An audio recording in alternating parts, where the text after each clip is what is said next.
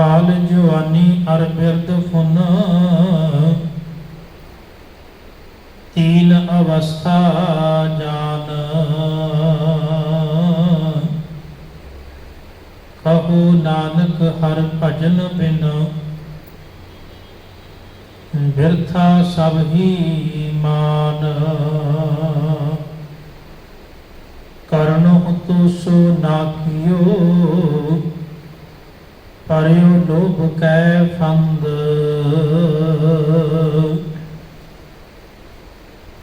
नानक समयो रम गयो, अब क्यों रोवत अंध। नानक समयो रम गयो, अब क्यों रोवत अंध। वाहिगुरु जी का खालसा, वाहिगुरु जी की फतेह। धन धन साहिब श्री गुरु ग्रंथ साहिब पातशाह जी की साजी नवाजी गोद अंदर जड़ मिल बैठी गुरु प्यारी गुरु सवारी साध संगत जीओ, आप जी संध्या वेले के पावन दीवाना अंदर हाजरियां लवा रहे हो। बड़े प्यार नाल आप सबना ने रब्बी बाणी के पाठ श्रवण किए हैं। आओ समा गुरमत विचारों का है। धन गुरु श्री गुरु तेग बहादुर महाराज पातशाह जी की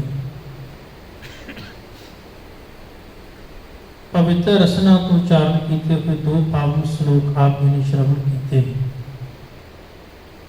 सतगुरु पातशाह जी ने मनुख नूं सुचेत करदे ये वचन किया है, बाल जवानी और बिरद फुन, तीन अवस्था जान।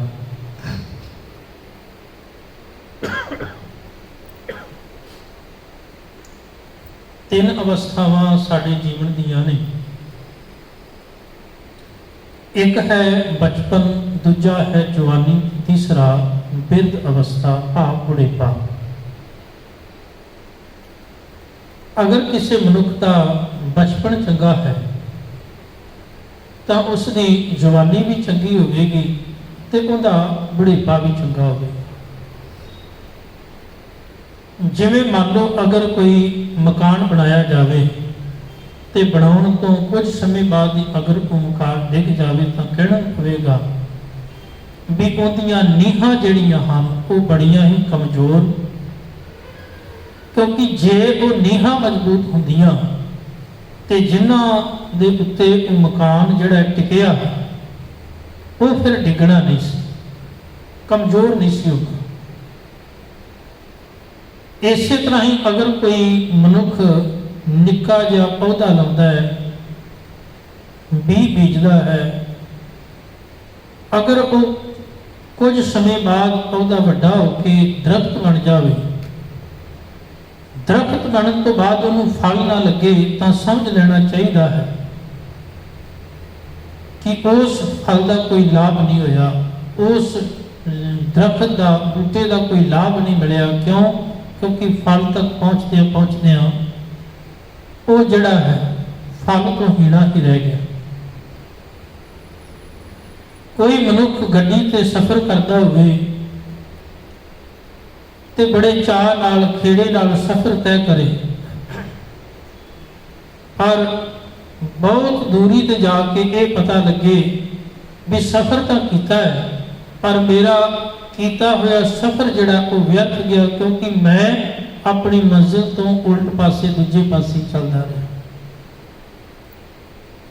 अगर बुढ़ेपे विच जाके मनुख नूं ये पता लगे भी जवानी विच की करना सी या बचपन विच की कमाना सी, जवानी विच की कमाना सी, वो तो कमाया नहीं, तो जिहड़ी चीज कमाई है वो हुण मेरे काम दी नहीं, हुण वो किसी काम दी नहीं, काम नहीं आ रही। जे बचपन दे विच सही दिशा दी जाती, अगर बचपन दे विच सही सिक्ख्या दी जाती तो फिर सुभावक गल ही जवानी और बुढ़ेपा बड़ा आनंदमई ते खेड़े वाला होना सी। पर अफसोस वेखण विच आउंदा है बहुत सारे लोग जिहड़े ने अक्सर बुढ़ेपे विच जाके बहुत चिंतित हो जाते हैं, बहुत दुखी हो जाते हैं। कोई विरला ही है जिहड़ा बुढ़ेपे विच भी आनंद माणदा हो। गुरु पातशाह जी आखदे ने जिंदा बचपन गुरु की असीस तो शुरू होके जिंदी जवानी गुरु की मर्यादा विच बतीत हुई होवे, सुभाविक गल है उनकी जिहड़ी अखीरली स्टेज अखीरली अवस्था है बुढ़ेपा, वो भी बड़ा आनंद विच होवे।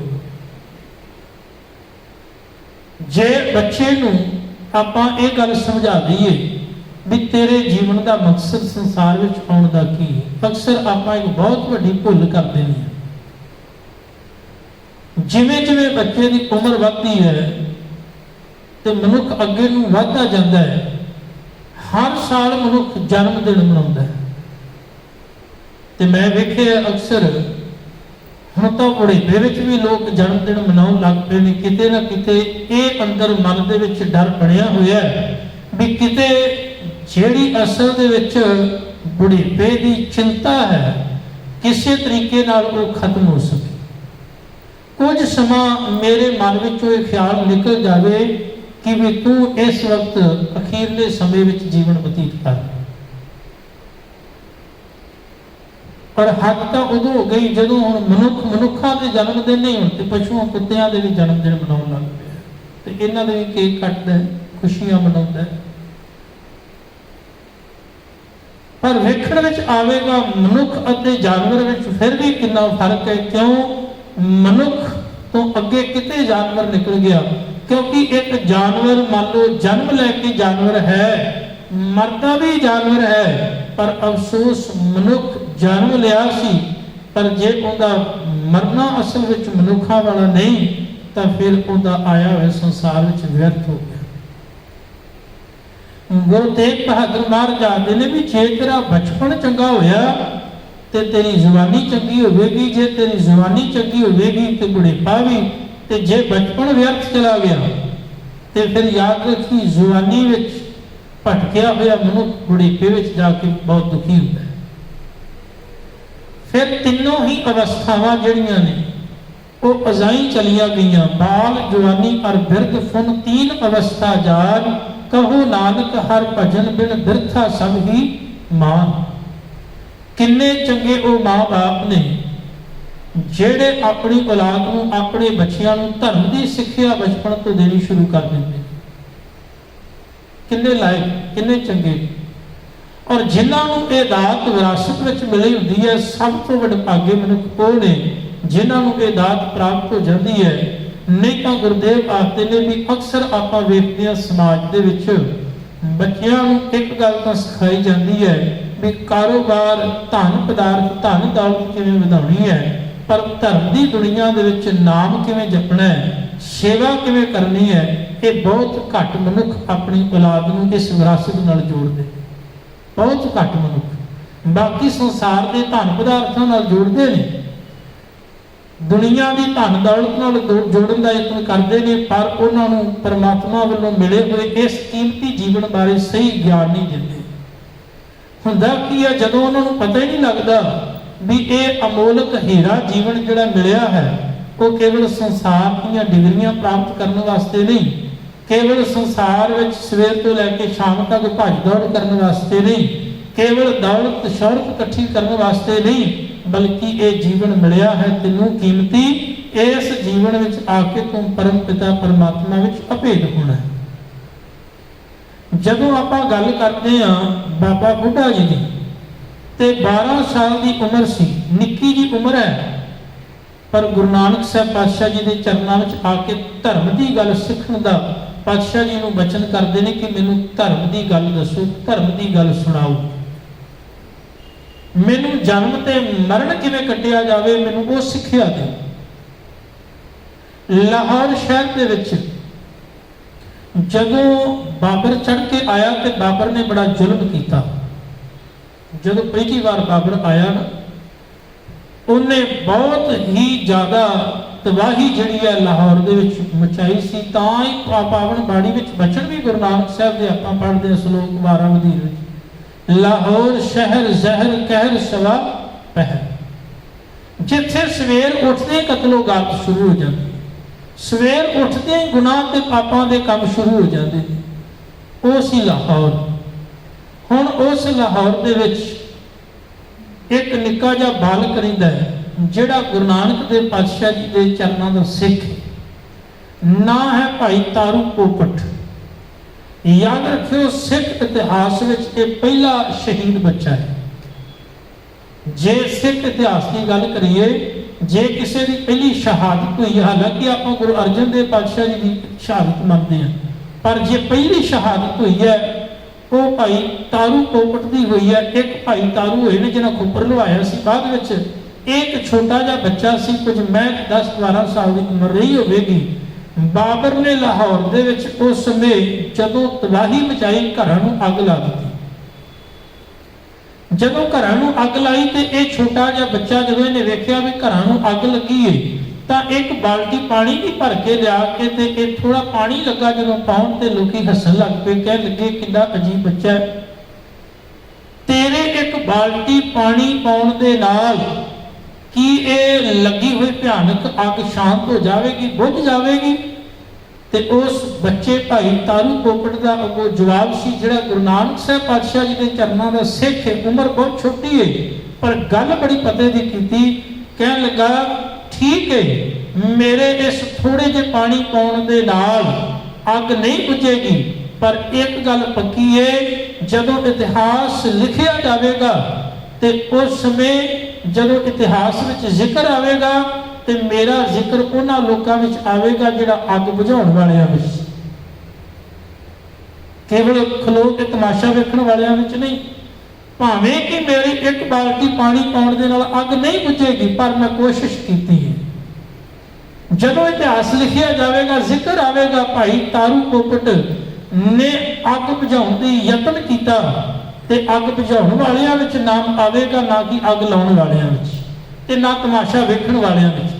कहते जदों बच्चा अग बुझा रहा सी, बाबर के किसी सिपाही ने वेख लिया तो उस समय उस बच्चे को चुक के बलदी अग में सुट दिता सी, वो शहीद हो गया सी। कहण तो भाव जे बचपन दे विच ऐसी सिक्ख्या मिल जाए धर्म की, तो मनुख जरूरी नहीं कि बहुत वड्डे कारज दुनिया वास्ते करके जाए। एक निक्का जिहा उड्डिया होया कदम भी जिहड़ा है वो इतिहास के पन्नियां दे उत्ते नाम लिखवाउण लई समाज नूं दुनिया नूं मजबूर कर दिता है। निक्की जी उम्र है बाबा फतेह सिंह दी, छोटी जी उम्र है, पर उस निक्की जी उम्र दे विच भी इन्ना वड्डा परोपकार कर गए कि जेड़े 70-70 80-80 साल के बुजुर्ग भी ना कर सके। तो गुरु पातशाह जी आखदे ने जिहड़ा तेरा बचपन है, बचपन असल दे विच एक छोटा जिहा पौधा है, जे असल दे विच इहनूं संभाल लवांगे तो ये आने वाले समय में चंगा फल भी देगा, चंगी छां भी देगा, तो असी इहदे नाल सुख भी माणांगे। जिन्हां बच्चियां नूं बचपन तो धर्म की सिक्ख्या मिल जाती है, फिर उन्होंने पता लग जाता है भी माँ बाप नूं सड़कां ते आश्रमां विच रोलना नहीं, माँ बाप की संभाल करते हैं। जिन्हों पता होता है मेरे बाप बाप ने बचपन में मैनू संभालिया, फिर समा आउण ते वो बुढ़ेपे विच उहनूं सांभ लैंदे। ये फर्क है। गुरु पातशाह जी आखदे ने मिलिया हुई बचपन विच नसीहतां, मिलिया होया ज्ञान चंगा, जे बच्चा गुरु नाल जुड़िया होवे ते कह लगे जवानी विच भटकेगा नहीं, तो बुढ़ेपे विच दूजियां वास्ते भी प्रेरणा बन जाए। तो बड़ी कृपा करते हैं गुरु तेग बहादुर महाराज सच्चे पातशाह। बाल जवानी और बिरध फुन 3 अवस्था जान, तेरे को 3 अवस्थावां, तेरे को बचपन है, तू अपना बचपन संभाल।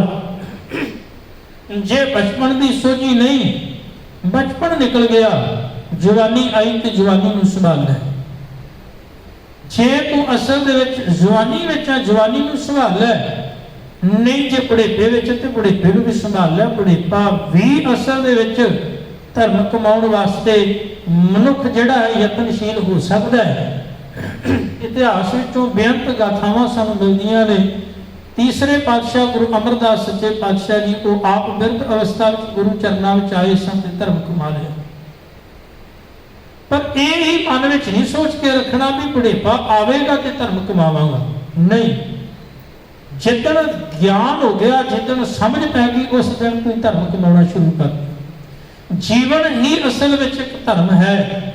ਜੇ ਇਸ ਜੀਵਨ ਵਿੱਚ ਚੰਗੀ ਸਿੱਖਿਆ ਅਪਣਾ ਲਈ ਜਾਵੇ ਤਾਂ ਇਹ ਜੀਵਨ ਬੜਾ ਹੀ ਕੀਮਤੀ ਤੇ ਅਮੋਲਕ ਬਣ ਜਾਂਦਾ ਹੈ। ਮਹਾਰਾਜ ਬੜੀ ਕਿਰਪਾ ਕਰਦੇ ਨੇ, ਕਹਿ ਲਗੇ ਕਹੋ ਨਾਨਕ ਹਰ ਭਜਨ ਬਿਨ ਬਿਰਥਾ ਸਭ ਹੀ ਮਾਨ। ਜੇ ਤੂੰ ਨਾਮ ਨਹੀਂ ਜਪਿਆ, ਸਤ ਸੰਗਤ ਨਹੀਂ ਕੀਤੀ, ਤਾਂ ਫਿਰ ਸਮਝੀ ਤੇਰਾ ਬਚਪਨ ਵੀ ਅਜ਼ਾਈ ਗਿਆ, ਜਵਾਨੀ ਵੀ ਤੇ ਬੁਢੇਪਾ ਵੀ। ਅਗਲੇ ਪਾਵਨ ਸ਼ਲੋਕ ਵਿੱਚ ਹੁਣ ਸਮਝਾਉਣਾ ਕਰਦੇ ਨੇ, ਕਰਨੋ ਹੁਤੋ ਸੋ ਨਾ ਕੀ। ਹੁਣ ਇੱਕ ਜ਼ਿੰਦਗੀ ਦਾ ਸਮਾਂ ਉਹ ਵੀ ਆਉਂਦਾ ਹੈ ਜਦੋਂ ਬੰਦੇ ਨੂੰ ਪਤਾ ਲੱਗਦਾ ਵੀ ਬਚਪਨ ਵਿੱਚ ਤਾਂ ਕੀ ਨਾਮ ਨਹੀਂ ਜਪਿਆ, ਜਵਾਨੀ ਵਿੱਚ ਵੀ ਨਾਮ ਨਹੀਂ ਜਪਿਆ, ਤੇ ਬੁਢੇਪਾ ਵੀ ਆ ਗਿਆ ਤੇ ਬੁਢੇਪੇ ਵਿੱਚ ਵੀ ਨਾਮ ਨਹੀਂ ਜਪਿਆ, ਸੰਸਾਰ ਦੇ ਪਦਾਰਥਾਂ ਵਿੱਚ ਹੀ ਲੀਨ ਹੋਇਆ ਜਾਂ ਘਰ ਪਰਿਵਾਰ ਕੁਟੁੰਬੀ ਮੋਹ ਮਮਤਾ ਵਿੱਚ ਹੀ ਲੀਨ ਹੋਇਆ ਗਿਆ, ਨਾਮ ਨਹੀਂ ਜਪਿਆ, ਬੰਦਗੀ ਨਹੀਂ ਕੀਤੀ। ਤੇ ਗੁਰੂ ਪਾਤਸ਼ਾਹ ਜੀ ਆਖਦੇ ਨੇ ਫਿਰ ਬੰਦੇ ਕੋਲ ਸਿਵਾਏ ਪਛਤਾਵੇ ਦੇ ਹੋਰ ਕੁਝ ਨਹੀਂ ਹੁੰਦਾ। ਕਰਨੋ ਹੁਤੋ ਸੋ ਨਾ ਕੀਓ। ਜੋ ਮੈਂ ਕਰਨ ਵਾਸਤੇ ਆਇਆ ਸਾਂ ਤੇ ਕੀਤਾ ਨਹੀਂ। ਕਰਨ ਕੀ ਆਇਆ ਸਾਂ? ਭਈ ਪ੍ਰਾਪਤ ਮਾਨੁਖ ਦੇ ਹੁਰੀਆ ਗੋਬਿੰਦ ਮਿਲਨ ਕੀਏ, ਤੇਰੀ ਬਰੀਆ ਵਰ ਕਾਜ ਤੇਰੇ ਕਿਤੇ ਨਾ ਕਾਮਲ ਸਾਧ ਸੰਗਤ ਭਜ ਕੇ ਵਰਨਾ। ਕਰਨ ਤੇ ਇਹ ਆਇਆ ਸਾਂ, ਪਰ ਬਚਪਨ ਵਿੱਚ ਮਾਂ-ਬਾਪ ਨੇ ਗੱਲ ਸਿਖਾ ਦਿੱਤੀ ਵੀ ਤੂੰ ਸਾਡੇ ਨਾਲੋਂ ਵੀ ਵੱਡਾ ਬੰਦਾ ਹੈ ਤੇ ਸਾਡੇ ਨਾਲੋਂ ਵੀ 10 ਗੁਣਾ ਜ਼ਿਆਦਾ ਤੇਰੇ ਕੋਲ ਦੌਲਤ ਹੋਵੇ, ਸ਼ੌਹਰਤ ਹੋਵੇ, ਜ਼ਿਆਦਾ ਪਦਾਰਥ ਹੋਣ, ਜ਼ਿਆਦਾ ਘਰ ਮਹਿਲ ਮਾੜੀਆਂ ਗੱਡੀਆਂ ਹੋਣ, ਤੇ ਕੀ ਹੋਵੇਗਾ? ਉਹਦੇ ਨਾਲ ਸੁਖੀ ਹੋਵੇਗਾ। ਆਹ ਗੱਲ ਸਾਡੇ ਦਿਮਾਗ ਦੇ ਵਿੱਚ ਪਹਿਲੇ ਦਿਨ ਤੋਂ ਪਾਣੀ ਸ਼ੁਰੂ ਕਰ ਦਿੱਤੀ ਜਾਂਦੀ। ਉਹ ਪਹਿਲੇ ਦਿਨ ਤੋਂ ਸਾਡੇ ਦਿਮਾਗ, ਕਿਉਂ? ਇਹਦਾ ਕਾਰਨ ਇਹ ਹੈ ਜਿਹੜੇ ਸਾਨੂੰ ਸਿਖਾ ਰਹੇ ਹੁੰਦੇ ਨੇ ਉਹਨਾਂ ਨੂੰ ਪਹਿਲਾਂ ਉਹਨਾਂ ਦੇ ਵੱਡਿਆਂ ਨੇ ਸਿਖਾਇਆ ਹੁੰਦਾ। ਬਹੁਤ ਸਾਰਾ ਪੈਸਾ, ਬਹੁਤ ਸਾਰੇ ਘਰ, ਬਹੁਤ ਸਾਰੀ ਧਨ ਦੌਲਤ, ਤੇ ਉਹਦੇ ਨਾਲ ਤੂੰ ਸੁਖੀ ਹੋਵੇਗਾ। ਇਹ ਗੱਲ ਸਾਡੇ ਦਿਮਾਗ ਵਿੱਚ ਫਿੱਟ ਗਈ ਤੇ ਇਹ ਅੱਗੇ ਪੀੜ੍ਹੀ ਦਰ ਪੀੜ੍ਹੀ ਅਸੀਂ ਅੱਗੇ ਇਸ ਗੱਲ ਨੂੰ ਵਧਾਈ ਜਾਂਦੇ ਹਾਂ। ਪਹਿਲੇ ਦਿਨ ਤੋਂ ਜਦੋਂ ਸਾਡੇ ਦਿਮਾਗ ਵਿੱਚ ਇਹ ਗੱਲ ਬੈਠ ਗਈ ਵੀ ਸੁੱਖ ਤੇ ਪਦਾਰਥਾਂ ਨਾਲ ਮਿਲਨੇ ਨੇ, ਪੈਸੇ ਨਾਲ ਮਿਲਨੇ ਨੇ, ਫਿਰ ਆਪਾਂ ਪਹਿਲੇ ਦਿਨ ਤੋਂ ਯਤਨਸ਼ੀਲ ਹੋ ਜਾਂਦੇ ਹਾਂ ਕਿਸ ਤਰੀਕੇ ਨਾਲ ਧਨ ਦੌਲਤ ਇਕੱਠੀ ਕਰਨੀ ਸ਼ੁਰੂ ਕਰੀਏ। ਤ੍ਰਿਸ਼ਨਾ, ਲੋਭ ਸਾਡੇ ਅੰਦਰ ਵੱਧ ਜਾਂਦਾ ਹੈ। ਮਹਾਰਾਜ ਆਖਦੇ ਨੇ ਹੋਇਆ ਕਿ ਲੋਭ ਦੀ ਫਾਹੀ ਤੇਰੇ ਗਲ ਵਿੱਚ ਪੈ ਗਈ। ਪੁਰਾਣੇ ਸਮਿਆਂ ਵਿੱਚ ਲੋਕ ਜਦੋਂ ਰਾਹ ਦੇ ਵਿੱਚ ਰਾਹੀ ਜਾਂਦੇ ਸਨ ਤੇ ਜਿਹੜੇ ਲੁੱਟਣ ਵਾਲੇ ਹੁੰਦੇ ਸਨ ਨਾ, ਉਹ ਇੱਕ ਰੱਸਾ ਹੁੰਦਾ ਸੀ ਤੇ ਉਸ ਰੱਸੇ ਨੂੰ ਇਸ ਤਰੀਕੇ ਦੇ ਨਾਲ ਉਹ ਗੋਲ ਇਸ ਤਰ੍ਹਾਂ ਬੰਨ੍ਹ ਕੇ ਰੱਖਦੇ ਸਨ ਕਿ ਜਦੋਂ ਕੋਈ ਰਾਹੀ ਜਾਵੇ ਤੇ ਬਿਲਕੁਲ ਉਹਦੇ ਸੁੱਟਣਾ ਉੱਤੇ ਤੇ ਧੌਣ ਤੇ ਗਲੇ ਵਿੱਚ ਪੈ ਜਾਣਾ, ਖਿੱਚ ਲੈਣਾ। ਉਹਨੂੰ ਫੰਦਾ ਆਖਿਆ ਜਾਂਦਾ ਸੀ, ਫਾਹੀ। ਉਹ ਲੁੱਟਣ ਵਾਲੇ ਲੋਕੇ ਬੈਠੇ ਹੁੰਦੇ ਸਨ ਝਾੜੀਆਂ ਵਿੱਚ, ਕੋਈ ਰਾਹੀ ਰਾਹ ਕਰ ਜਾਣਾ ਤੇ ਉਹਨਾਂ ਚੁੱਕ ਕੇ ਵਗਾਉਣਾ ਤੇ ਉਹਦੇ ਗਲ ਵਿੱਚ ਪੈ ਜਾਣਾ ਤੇ ਖਿੱਚ ਲੈਣਾ, ਜਾਨ ਨਿਕਲ ਜਾਣੀ, ਉਹਨੂੰ ਲੁੱਟ ਲੈਣਾ। ਇਸੇ ਤਰ੍ਹਾਂ ਹੀ ਲੋਭ ਜਦੋਂ ਆਪਣੇ ਗਲ ਦੇ ਵਿੱਚ ਸਾਡੇ ਫਾਹੀ ਪਾਉਂਦਾ ਹੈ ਨਾ, ਲੋਭ ਦੀ ਫਾਹੀ ਜਦੋਂ ਪੈਂਦੀ ਹੈ, ਫਿਰ ਉਦੋਂ ਅਸੀਂ ਆਪਣੇ ਇਸ ਕੀਮਤੀ ਜੀਵਨ ਬਾਰੇ ਭੁੱਲ ਹੀ ਜਾਂਦੇ। ਇੱਕ ਪਰਿਵਾਰ ਜਿਹਦੇ ਕੋਲ ਬਹੁਤ ਧਨ ਦੌਲਤ ਸੀ, ਬਹੁਤ ਪੈਸਾ, ਸਭ ਕੁਝ ਹੈ, ਬੇਅੰਤ ਧਨ ਦੌਲਤ ਹੈ, ਪਰ ਘਰ ਦੇ ਵਿੱਚ ਝਗੜਾ ਵੀ ਹੈ, ਕਲੇਸ਼ ਵੀ ਹੈ, ਨਾ ਰਾਤ ਨੂੰ ਸੌਂਦੇ ਨੇ, ਨਾ ਚੰਗਾ ਖਾ ਹੁੰਦਾ, ਨਾ ਜੇ ਹੈ ਵੀ ਤੇ ਖਾਣ ਨੂੰ ਸਮਾਂ ਨਹੀਂ ਮਿਲਦਾ, ਭੱਜ ਦੌੜ ਜ਼ਿੰਦਗੀ ਦੀ ਲੱਗੀ ਰਹਿੰਦੀ। ਪਰ ਨਾਲ ਇੱਕ ਪਰਿਵਾਰ ਰਹਿੰਦਾ ਹੈ, ਉਹਨਾਂ ਕੋਲ ਨਾ ਇੰਨੀ ਧਨ ਦੌਲਤ, ਨਾ ਸ਼ੌਹਰਤ, ਸਵੇਰ ਤੋਂ ਲੈ ਕੇ ਸ਼ਾਮ ਤੱਕ ਕੰਮ ਕਰਦੇ ਨੇ, ਆਉਂਦੇ ਨੇ, ਭੋਜਨ ਤਿਆਰ ਕਰਦੇ ਨੇ, ਖਾਂਦੇ ਨੇ, ਹੱਸਦੇ ਹੱਸਦੇ ਸੌ ਜਾਂਦੇ। ਉਹ ਰੋਜ਼ ਹੀ ਵੇਖਦੇ ਨੇ ਸਾਡੇ ਕੋਲ ਇੰਨੀ ਦੌਲਤ ਸ਼ੌਹਰਤ ਸਭ ਕੁਛ ਹੈ, ਪਰ ਆਪਾਂ ਤਾਂ ਵੀ ਦੁਖੀ ਆ, ਇਹਨਾਂ ਕੋਲ ਇੰਨਾ ਕੁਛ ਨਹੀਂ ਹੈ, ਤਾਂ ਵੀ ਹੱਸਦੇ ਨੇ, ਸੁਖੀ ਸੌਂਦੇ ਨੇ। ਉਹਨਾਂ ਘਰ ਇੱਕ ਮਹਿਮਾਨ ਆ ਗਿਆ, ਉਹਨੇ ਆਖਿਆ ਵੀ ਕੀ ਗੱਲ, ਬੜੀ ਚਿੰਤਾ ਵਿੱਚ। ਉਹ ਕਹਿ ਲੱਗੇ ਵੀ ਸਾਡੇ ਕੋਲ ਇੰਨਾ ਕੁਛ ਹੈ ਤਾਂ ਵੀ ਦੁਖੀ ਆ, ਨਾਲ ਵਾਲੇ ਪੜੋਸੀ ਨੇ ਉਹਨਾਂ ਕੋਲ ਕੁਛ ਵੀ ਨਹੀਂ ਤਾਂ ਵੀ ਸੁਖੀ ਨੇ। ਉਹਨੂੰ ਇੱਕ ਮਜ਼ਾਕ ਸੁਝਾ, ਕਹਿਣ ਲੱਗਾ ਲਓ ਫਿਰ ਅੱਜ ਵੇਖੋ ਤਮਾਸ਼ਾ। ਉਹਨੇ ਕੀਤਾ 99 ਰੁਪਏ ਨਾ ਉਹਨੇ ਉਹਨਾਂ ਦੇ ਘਰ ਸੁੱਟ ਦਿੱਤੇ ਸਿੱਕੇ। ਪੁਰਾਣੇ ਸਮਿਆਂ ਦੀ ਗੱਲ, 99 ਰੁਪਏ ਸੁੱਟੇ ਤਾਂ ਉਹ ਜਿਹੜੇ ਸ਼ਾਮ ਨੂੰ ਜਦੋਂ ਕੰਮ ਕਰਕੇ ਵਾਪਸ ਘਰ ਆਏ ਤੇ 4-5 ਪੈਸੇ ਉਹਨਾਂ ਨੂੰ ਮਿਲੇ ਹੋਣੇ ਸਵੇਰ ਤੋਂ ਲੈ ਕੇ ਸ਼ਾਮ ਤੋਂ। 99 ਵੇਖੇ ਨਾ, ਚੁੱਕ ਕੇ ਗਿਣੇ, ਕਹਿੰਦੇ 99 ਨੇ। ਹੁਣ ਜਿਹੜੇ 4 ਪੈਸੇ ਕਮਾ ਕੇ ਲਏ ਸਨ, ਉਹ ਆਟਾ ਲੈ ਕੇ ਆਉਣਾ ਸੀ, ਰਾਸ਼ਨ ਲਿਆਉਣਾ ਸੀ, ਘਰ ਭੋਜਨ ਬਣਨਾ ਸੀ, ਖਾ ਕੇ ਸੌਣਾ ਸੀ। ਜਦੋਂ 99 ਚੁੱਕੇ ਤੇ ਘਰ ਦੇ ਇੱਕ ਮੈਂਬਰ ਨੇ ਆਖਿਆ, ਕਹਿਣ ਲੱਗਾ ਕਿੰਨਾ ਚੰਗਾ ਹੁੰਦਾ ਜੇ ਇੱਕ ਹੋਰ ਹੁੰਦਾ ਤੇ ਪੂਰੇ 100 ਹੋ ਜਾਣੇ ਸੀ। नाल दे दूजे ने आख्या, कहने लगा रुक जाओ, अज ਜਿਹੜੇ 4 पैसे ने अज रोटी ना बनायो, अज भोजन ना बनायो, अज राशन ना लैके आयो, अज जोड़ लेने आ, बाकी होर असीं जोड़ांगे, 100 पूरे करांगे। नाल दा मेहमान आया सी, कहने लगा वेखो उन्हां दे गल विच भी लोभ दा फाहा पै गया। क्यों? 99 वाला चक्कर शुरू हो गया भी इहनूं हुण 100 पूरा करना है। उन्होंने भी अपनी नींद सारी रात को सुते ने, यही सोचते रहे भी हुण 100 किवें पूरे करिए। जिदन लोभ की फाही गल में पै जाती है, फिर बंदा सारी जिंदगी सोचता रहता भी हुण इहनूं 1000 लाख करोड़ अरब किवें इन्हां नूं वधाई जावां। बस ਇਹਦਾ केवल तो केवल इको मूल मंत्र है, केवल तो केवल इको ही इस नूं काबू विच करन दा तरीका है, वो है संतोख। जीवन में संतोख आ जाए तो मनुख रज सकता है, संतोख तो बिना नहीं कोई रज सकता। बिना संतोख नहीं कोई रज है, बिना संतोख तो तृप्ति नहीं होती। तो गुरु तेग बहादुर महाराज कृपा करते ने, करणो हुतो सो ना कियो, करियो लोभ कै फंद, नानक समयो रम गयो, अब क्यों रोवत अंध। हुण रोण का कोई फायदा नहीं, क्यों हुण समा बतीत हो गया। जदों समा सी नाम जपण दा, बंदगी करन दा, सिमरन करन दा, सतसंगत करन दा, उदों ते तू सोच रहा सा भी होर किवें इकट्ठी कर लवां, होर पदार्थ किवें जोड़ लवां, होर संसार दे माया इकत्तर कर लवां तां मैं सुखी हो सकां। मां जी कहण लगी नहीं प्यारिया, हुण पछताउण नाल कुछ नहीं हुंदा। सो इस करके गुरु तेग बहादुर महाराज जी सानूं नसीहत भी दे रहे हैं, सिक्ख्या भी दे रहे हैं। काम कार कर, पर यह ना हो सवेरे उठते काम से दौड़ जाए, फिर राती आके फिर सौ जाए, फिर खा के फिर दौड़ जाए, फिर आवे नहीं। महाराज ने आख्या भलिया धर्म भी कमा, जे महाराज किन्ने दयालु ने, कृपालु ने, बख्शिश करते हैं सानू किवें बख्शण वाले। असी सारे अपने अंदर झाती मार के वेखीए, असी सारा दिन गुरु को मंगते हैं, कभी आ चीज चाहिए, कभी आ चीज चाहिए। जिन्नियां भी दातां ने सारियां गुरु को मंगते हैं, पर गुरु ने कभी ये नहीं आख्या भी तू 24 घंटे तेरे कोल ने 24 घंटे मेरे को बह के नाम जप, कभी नहीं आख्या। उन्हें आख्या 24 घंटिया विचों सिर्फ 2 घंटे मैनूं दे दे, बाकी 22 घंटे किरत कर, काम कर, कमाई कर, मैं तेन रोकदा नहीं। 2 घंटे मैनूं दे दे, बाकी तू 22 घंटे सारा दिन किरत कर, को रोकदा थोड़ा गुरु। पर वो 2 घंटे भी साडे वास्ते कढ़ने बड़े औखे हो जाते हैं। असीं कहने 2 घंटे भी गवावांगे, शायद हो सकता कोई 2000 तो 4000 रुपया कमा ही लैंदे। इहो जिहे मनुख फिर अंत वेले मार जाते हैं, फिर अंदरों पछताउंदे ने, करलाउंदे ने, रोंदे ने। क्यों? उन्होंने जिंदगी का सारा समा उन्हां चीज़ों ते लाया होंदा है जिहड़ी एक भी चीज़ साथ नहीं देने वाली। सो प्यारिओ, गुरु पातशाह जी आते हैं बचपन मिलिया, जवानी, बुढ़ेपा, ये बड़ा कीमती समा है।